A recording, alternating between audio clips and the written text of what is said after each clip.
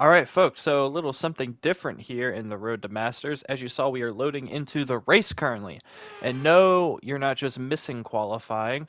We weren't a part of qualifying because we joined a lobby that was qualifying was in progress. And this isn't really something I thought of in advance when I was making my rules for my Road to Masters, but here's another rule I just came up with. If I see a lobby is populated enough, 6 players including myself, even if they're in qualifying, doesn't matter. As long as we can get into the race, we're going to do it. I mean, that'll make things probably a little bit more difficult in terms of the success of it, but it'll also make it go quicker because we'll find more lobbies that way because as you'll see in the next couple episodes, I do find a lot of these lobbies that are, yeah, qualifying is already in progress. But hey, whatever we can do to get a well-populated lobby. And as you can see here, we are off to a great start. We make a little mistake here coming out of the corner, but already in third after starting in dead last out of 6. I mean, not a huge grid, but still, great start here for us at Imola. We see someone dive up the inside. We try to respect the space. I mean, props for trying to make the move, but didn't really work out for him there. He's there again. He's using all of his ERS right now. We're going to let him. He's just going to shove us off the track on the outside. All right. So we're going to let this guy be overly aggressive and hopefully get him back later when he burns all of his ERS or just does something really stupid that really opens him up to get passed back. Coming through here, and yeah, I'm just off my game, you can see at the moment. Don't turn in early enough to the left-handed part of the chicane. We're going to lose another spot here, so after being in 3rd place going into turn 1, we are now 5th place by the end of the first lap. Not a great start, but hey, we are still very close to the pack, and yeah, really good points here is still on the cards. We get a much better run coming out of the final corner. This guy, yeah, you can tell he's just burning all the juice. You know what? I'm okay with this. Let everyone burn all of their ERS in the first 2 laps. Then it'll be really easy to overtake them on that long DRS front stretch in the last couple laps. He gets a bad run through the corners, which is inconvenient because I don't have good enough run to overtake him, but he got a bad enough run that he's just kind of holding us up. You can see ahead, the cars ahead are fighting. It looked like they make a little bit of contact. I'm hoping that they kind of crash each other out, so then we get some free positions. But yeah, no free positions for us quite yet in this race. I'm sure they will come here eventually. We're just keeping things clean, waiting for our chance to pounce. We get ourselves a dumb warning there, and yeah, like I said, we were just off our game on this race. This is the first race of the session, no warm-up, no nothing. We're just right in, contact ahead, and yeah, that is just really frustrating. Once again, we've done absolutely nothing wrong, and 2 cars get into each other, and we just get collected in it, which is super frustrating. So, yep, another race that now we got to deal with damage that isn't our fault at all. But hey, at least wing damage is not as bad in this game, so hopefully we can still make something happen here. And we do slowly pull back this red car over the course of the lap, slowly catching him. We'll see here that we will be in his DRS. So with 2 laps to go, we're in 4th place and still an opportunity for at least a podium. Somehow we set fastest lap on the race with damage, but that just shows that the potential pace we do have when we have when we just have clean air. I was going to say both clean air and no damage, but the damage part doesn't really matter for us. So hopefully at the beginning of lap 5, we can be even closer to him on that straightaway and just get this pass done, get another podium at least in the books. But hey, still anything can happen at this point. I'm just doing the best I can. Like I said, I wasn't really warmed up yet, but no excuses. This wing damage is really slowing me down, but still trying to make some good points happen here in the race. And as we advance forward now on the final lap, coming into Sector 3, you see we're getting close, but we're just not getting close enough to make a pass done. Just the dirty air plus the damage is just too much, honestly. And there you can see he makes a big mistake there, getting on the throttle. He's going to cut us off the one side. I go on the grass, I overcompensate because I assume he was going to try to run us off on the other side. We're going to hold the inside. He turns in early. I was going to leave him room on the outside, but he turned in so early into my side pod that it just made me understeer to the outside of the track. Nothing I can do there. But hey, he makes the mistake. We get the podium. even with the damage that was not our fault. So yeah, could have been a lot worse there. At least we finished in the top half of the field, so we will all in all gain probably a tiny amount of points. But hey, I want my stats to look as good as possible. So another podium is nice, but I want to have as high of a percentage of wins as possible.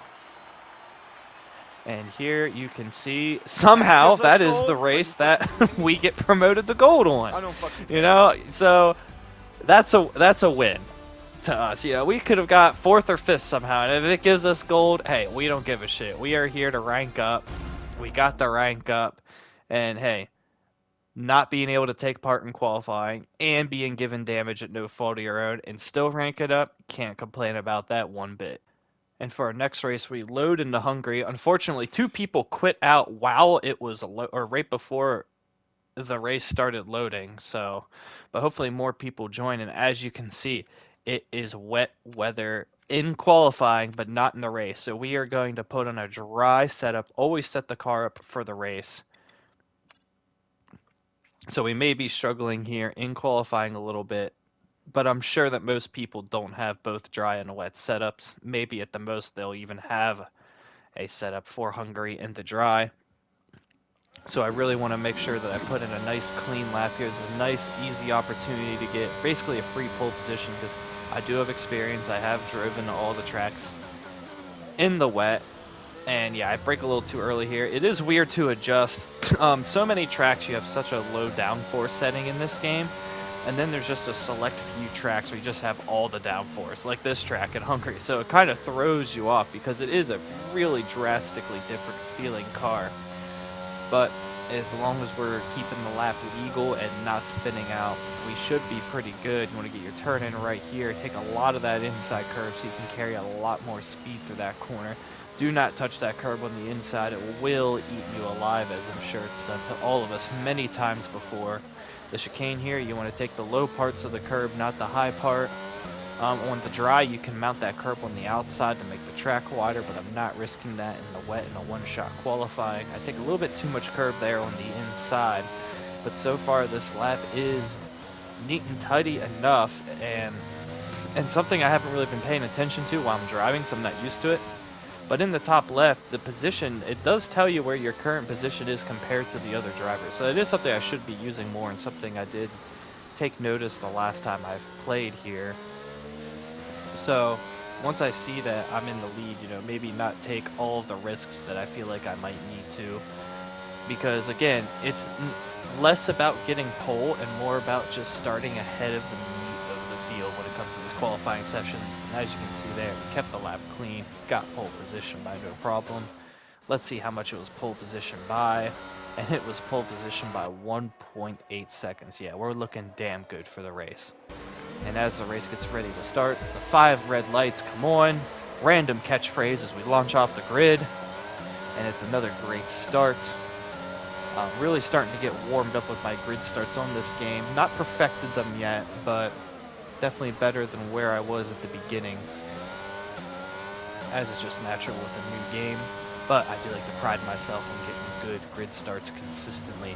It's a very good trump card to have in your pocket to be able to consistently gain positions on lap 1. It pays gigantic dividends in league racing, as I'm sure you will see throughout the year in the leagues that I race in. And yeah, this is a great start here. Just got to keep it smooth at this point. We know we have a gigantic pace advantage at this track.